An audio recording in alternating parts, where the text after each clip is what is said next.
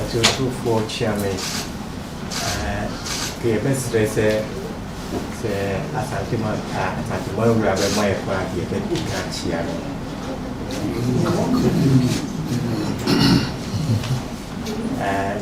Me with Yamana at the member say you're behind your pony. A year you acquire a National Commission for Civic Education. Now you will be ready to be a yidi. Now a fee, you have a problem to man. He said, Opemsuo also the or university, the Baha. Meeting nearby. Now, Casa idea to the Yema Mia will be any more year commission, the chairman or the Casa number 2.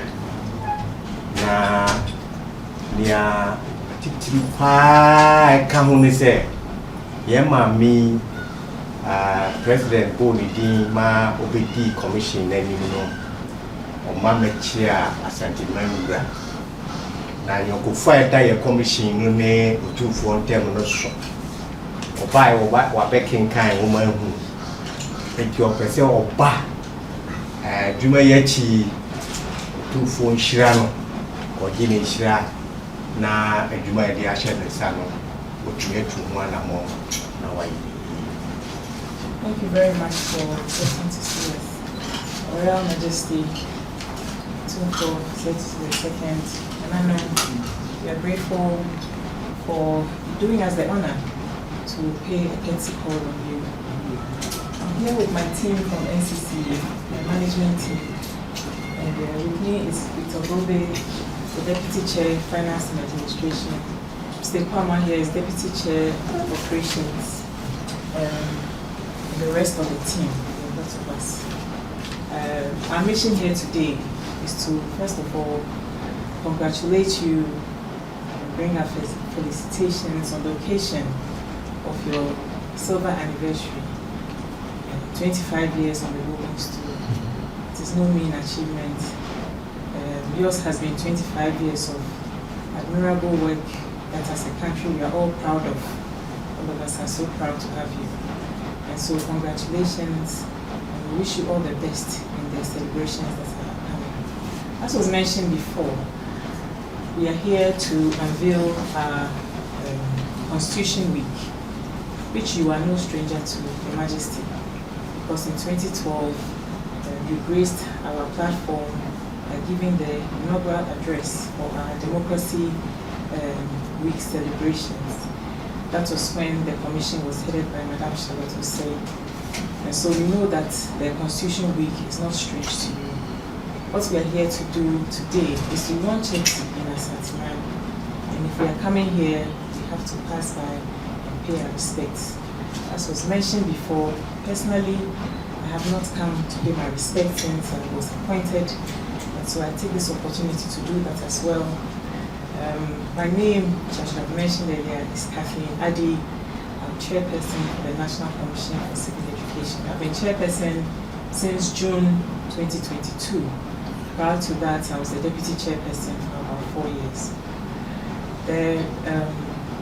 The other reason why we are here is on a very personal note for me, because I feel very close to Manhyia, even though I've never been here before. Because my great-grandfather, Colin Williams of Hotel the Kingsway, was very close to this palace. And so coming here today, I'm overwhelmed with the sense of history. As a country, there's so much that we can learn from Asante land. This year, our theme is that together we can build Ghana, so let's get involved. And it reminds me of the sense of unity that made Asante great. Because when King Osei the First decided to build a kingdom, he called all the states together. And it was because of that unity that Asante found its way, pushed away its oppressors, and rose to the power and the might and the presence that it has even till today. And so our theme this year is something, even though it's a coincidence, really meets the occasion, because here we are on the 25th anniversary of your rule. Here we are in a year that is so divisive, an election year in Ghana. This is a time when we need to remind ourselves of the unity the most. And so we come here filled with a sense of history and purpose.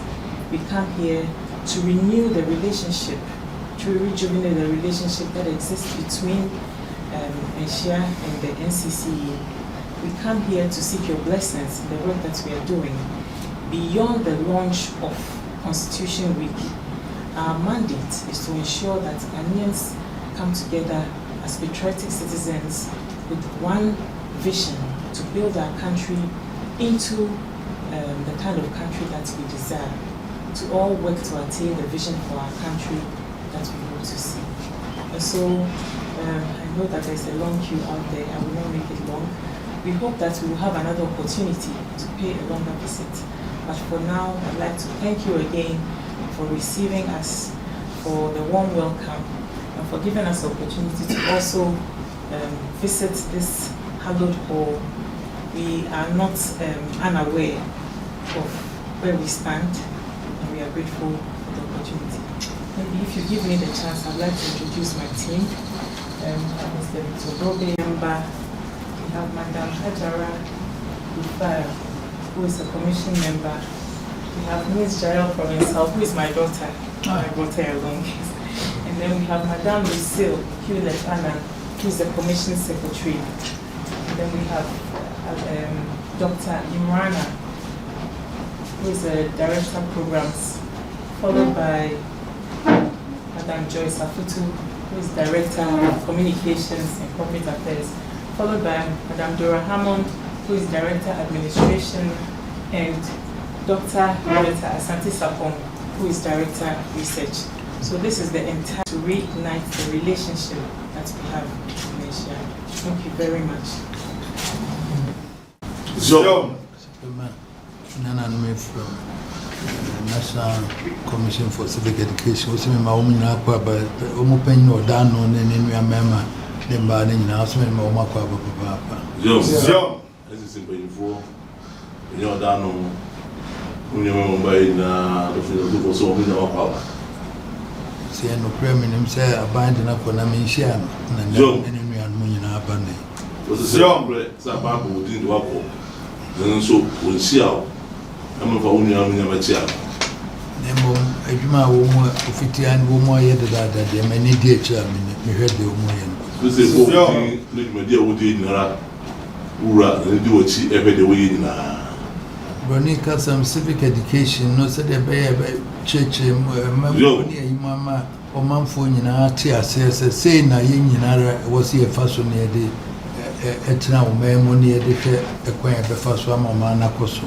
Joe, civil Christian, several young church, John Ramu, and this is the name of Kosovo, Fabato and Seminara, which is Mamma for whom never Kosovo. 1968, Dr. Buzia, na Sabre, woman, a deacon, fitness here. Civic education was a Sabre, na a two crumary, no, 1% Nipano, Bronicas awareness, and could be Mobia, who said, I feel if it is a 12 for Friday, they are saying there was will be a home point of the first way. Joe, it was 1968, Dr. Buzia pencil, that's about the education. Most of being a associated with Peter Satoba. Quite we quite first with Mafaso, and said that to Abba. And I had them, but couldn't panning in us, woman, more quite barely ever first with a Cambo Maria Magana, Mina Coso. This is a job to Opera. We are saving money in a saving Macabum, I have quite a more Manacoso. To be in the details are NCCE. Now, Buzia Sabre, no mayor prime minister. It's a very prime minister. To which my Munina, Joe, friend Nipano, to for no check quite and Joe.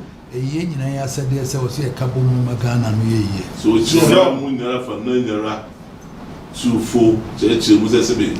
I said, Ghana, mine, I did Baco, in your Cabo Musabi, Ghana, mine can't grow. Because no one says a Yamre or Diabre. Ye Fitias from 1992, so ye Troshi Mom, ye share the Masters, Queens, America, the Bay, Babuama, Ghana for ya church ne mama mu se Ghana ne ye nyina ye de na kwan be fa so aka bo ma ye ba ko ne ye de be ye ama ye nyina yo na mu 1992 Ghana sabe amamramu aya cho de be she den say sa cho she mu say sebe NCCE ya kwa ya be church Ghana man na bo hu de wu ma ye hu mamra se de sitie ne Ghana man se de sibe kan ko sitie no which is inside but didn't know the civic education your citizens ye church mo e be tra me hu sa ampa se wo tumedi e so de we so wo ne de wo se ye nyinara ye ka bo mo ne ye magana ye civic education sabi ina sabi my mo 54 sabi to church obiam so obia wo ne de wo be yi wo so ye wi sabi man tiase me hu so man ti mu sabi se pa le da wo ma wo mai said you maintain the idea Shamon Sasa, modern Devruma, Church, and a Ghana mine in Amuno.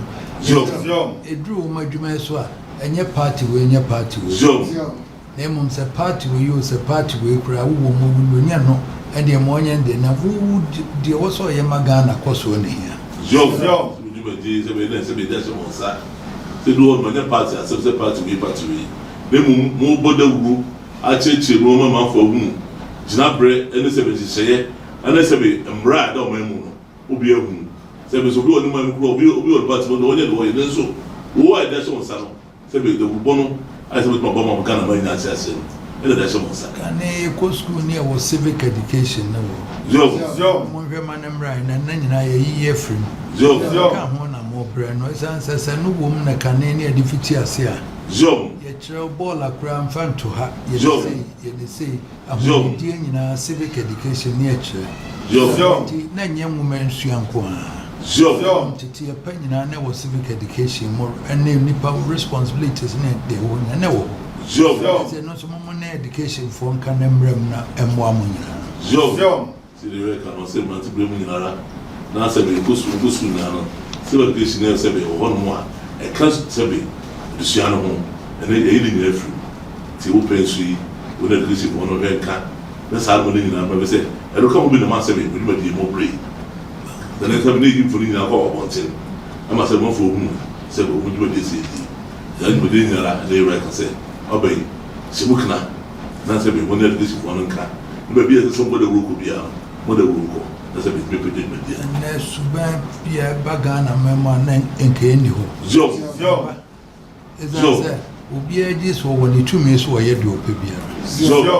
Nanso, who Ghana, who found with you one found in the engine also, Ghana also was here who said, you jam man, who found who dear the open way so yet there.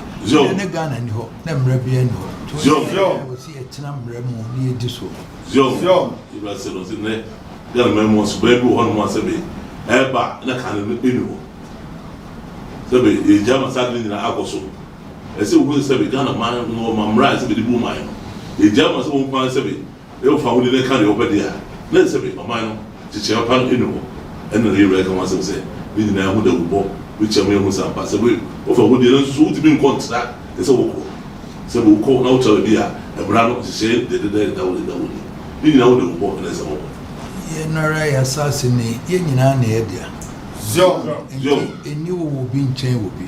Wo na ye Ghana ne dia ene wo so ka Ghana no ho bi. Aka ho so ana no nchese Ghana me ka ho nti de mpena ne mo mra no ya hyehye no so no. Ya hyehye ne se ye nyina ra bi di so. No na wo so bi a so ye ma ne hu se ampa se wo fa ho de na so eno so wo ba bi ko duro san se Ghana ma no so sin ye nyina ra. So they can say the assassin. My sabi I will everyone say wo and I'm right that win around. No, I said mobile di home coma. Constitution wiki and Raya de Bay. Was Ghana for prayer we all would name the woman. It was a permanent over or no be the home. I have to me a buy so musica so at the Mamon Susa. And kitchen the microphone in our kind be school mukra. Teachers, I tried the between a chairman Colana who say, this is a kitchen and the coordinate teacher for no chair. So this train so a band like a crack, a gun and 1 moon is 20 and a crack that I say. sika wo ho sika ni ho ɛho nim dia mo no mfanya de mbetime ma enkoma ne nyeye mo he mbra no ema mo kwan dia nka companies bia motimu ni mo kam mo pebosia kakra ma mo de print bi ba association say mo ka chom say ne mo so mo pe kakra mo fa ko print telecom fo en mo ka che wo mo mining companies mo ka che wo mo company teacher mo ka mo so pebosia ne de print bi esa say wo mu nyina nya bi ne ehunu mra no obi adwuma galam say emma nyina ayade a hard ni nyina so che say edi enta wo say media no ano no ana meye ofado ono ani tumi bi a hye ni musa referee say nsuo na wo kose no no ebetumi akum nipa ne nkola ye we eno no yemfatuo nya ene aba na eko na emom si ebecheche mama ni mepa hu se se ni ye na sa anye yi nti ni nyina aso die na dam so na monye mo na mo modawro na ebe ye ama ye nyina edu bi ya wo se yensu ye bo ma ye bebo mama bibia yi Kamina subi mwana ya bisredie ni edi mama otufo se ne yidi kankan e no dumedi na yidi no yidi wo asafo hini fi asafo hini ani fi ho ne yeko akodi duba no eti se inshira na ye hwehwe ne yensa kan idie na ya be ye ho adi a kire idie ene asante mawura afi ne yebesi atata sasa si ye wodia na wama ehu kwan die ibidie mame achi na yesi atata ze yinim se otufo ontia ne chacha mu ni achi die nsusunsu mu ni die achi pa eti ebeda se na e bia kwansre die ato aso